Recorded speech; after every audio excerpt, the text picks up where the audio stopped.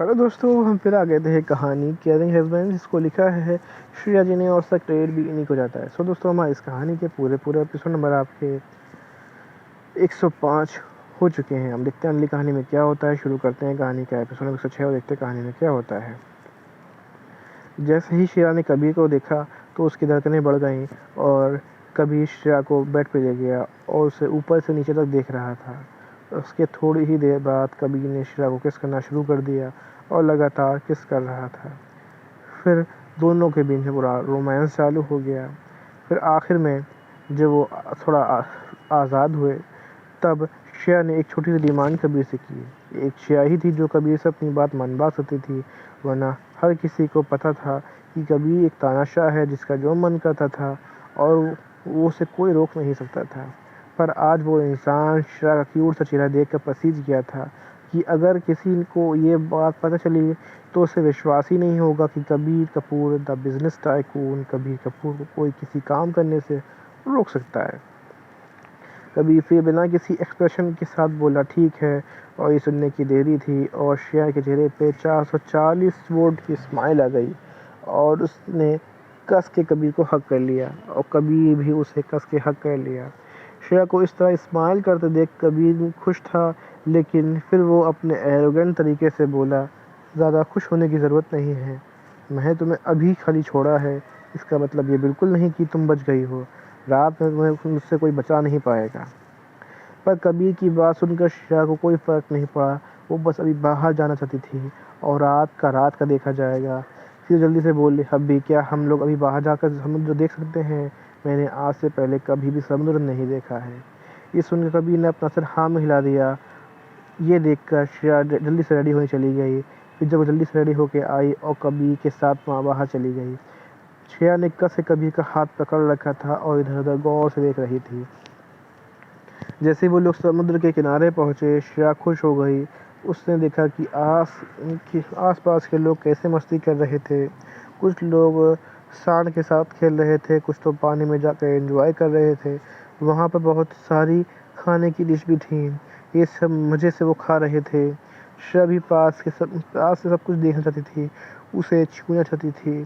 फिर उसने कबीर की तरफ देखा जो एक्सप्रेशनलेस होकर वहाँ खड़ा था, जैसा कि उन सब चीज़ों से कोई लेना देना नहीं था।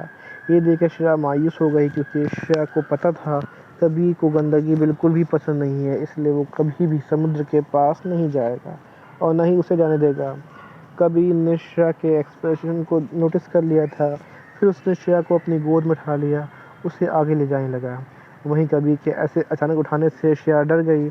उसने कस से कबीर का कॉलर पकड़ लिया और जब उसने देखा कि कबीर उसे पानी के पास ले जा रहा है तो वो खुश हो गई। कबीर ने उसे वहाँ जाके उतार दिया और बोला, ज़्यादा आगे मत जाना। ये सुनकर श्रेया बोली, ठीक है हब्बी। फिर वो पानी के साथ खेलने लगी। जब भी पानी उसके पैर के टच होता तो उसे बहुत अच्छा लगता। उसे ऐसा लगता जैसे उसके साथ बह रही है। वहीं श्रेया को खुश देखकर कबीर बहुत खुश था। फिर वो वहीं खड़े होकर अपने असिस्टेंट के साथ कुछ डिस्कस करने लगा। वहीं श्रेया पानी के साथ खेल रही थी। तभी उसने देखा कि एक बहुत बड़ी लहर उसकी तरफ आ रही है। ये देख के वो डर गई और जल्दी से कबीर के पास गई और जल्दी से उसके ऊपर कूद गई और अपने दोनों पैर उसके कमर के चारों लपेट दिए। वहीं कबीर श्रेया के ऐसे करने से हैरान हो गया।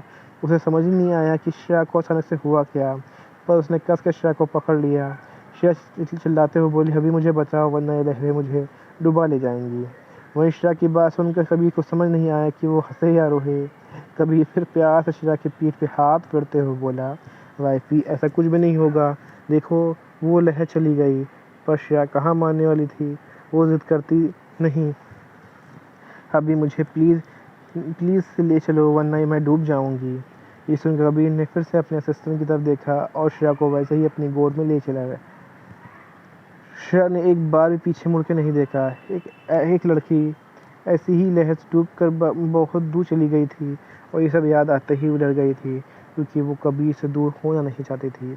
उसका सारा इंटरेस्ट ख़त्म हो चुका था और उसने सोच लिया था कि आज के बाद वो कभी भी समुद्र के पास नहीं जाएगी।